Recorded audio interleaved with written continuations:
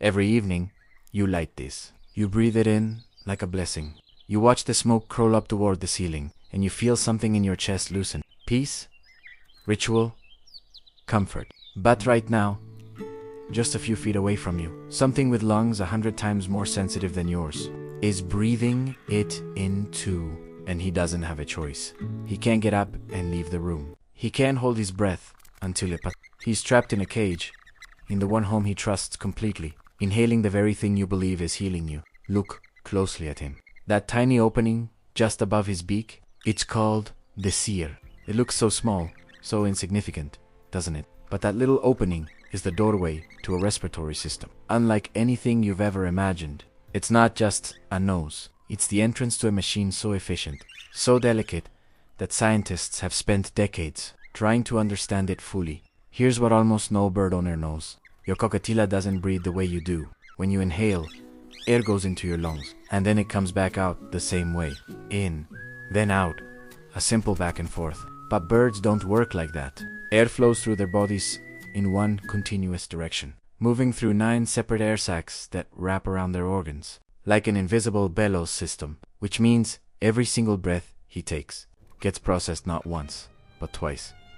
Once on the way in, once on the way out. Every toxin, every particle, every trace of smoke, it touches his tissue twice as much as it would touch yours. Now watch his body. That fluffed up posture you think means he's cozy. Relaxed, content, look again. It's often the very first sign of irritation. That extra blinking, that flicker of his eyelid closing again and again. His eyes are trying to flush out particles you can't even see, floating in the air around him. His tail gives a small twitch. His feathers shift. He's telling you something. He's been telling you for a while now. But you don't see it. Why would you? You're not looking for danger. You're praying, you're relaxing, you're unwinding from a long day, sinking into a moment you've built for yourself. It doesn't smell like a threat. And that is exactly why this scent is so quietly dangerous. It doesn't announce itself. It hides inside the very peace you're trying to create.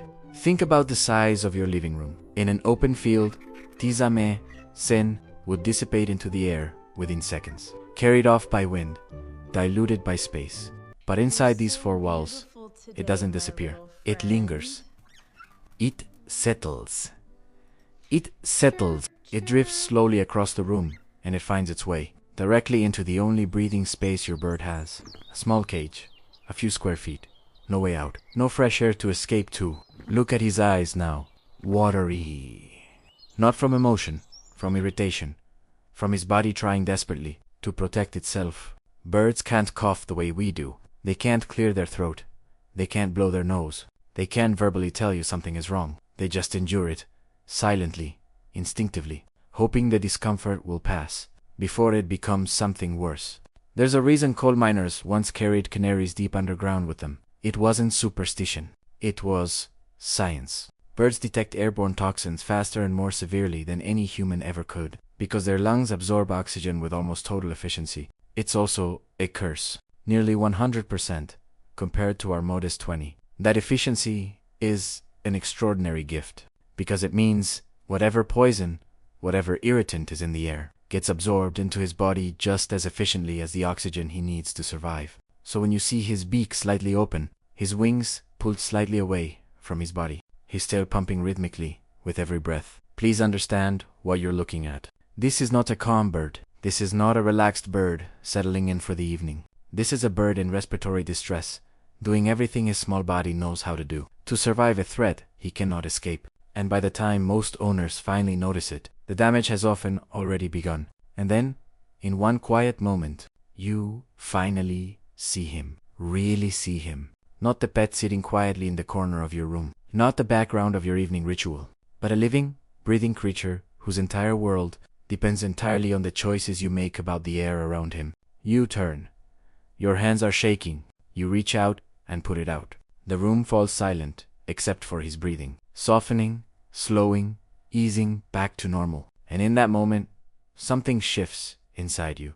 You understand, maybe for the first time, that love for an animal isn't just affection. It isn't just soft words and gentle pets and treats through the bars of a cage. It's attention.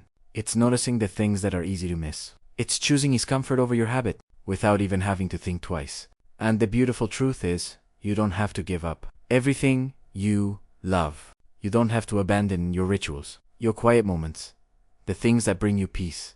At the end of a long day, you just have to protect the one who cannot protect himself. Open a window. Let real air move through the room. Move his cage somewhere brighter, somewhere with more airflow, somewhere far from anything that burns or releases fumes. Choose scent-free alternatives when he's nearby. Fresh herbs instead of incense. A simple air purifier, or sometimes just distance. Small changes, quiet adjustments, and yet an enormous difference. To a creature who has no other way of asking for help. Because the bond you share with him was never built on grand gestures. It wasn't built on toys or treats, or the prettiest cage you could find. It was built on something far simpler, far more fragile than that. The very air you both breathe, together, in the same room, every single day. Protected air, protected space, and he will keep doing what he has always done for you. He'll keep singing. He'll keep tilting his head toward your voice. He'll keep trusting you completely. One honest, easy breath at a time.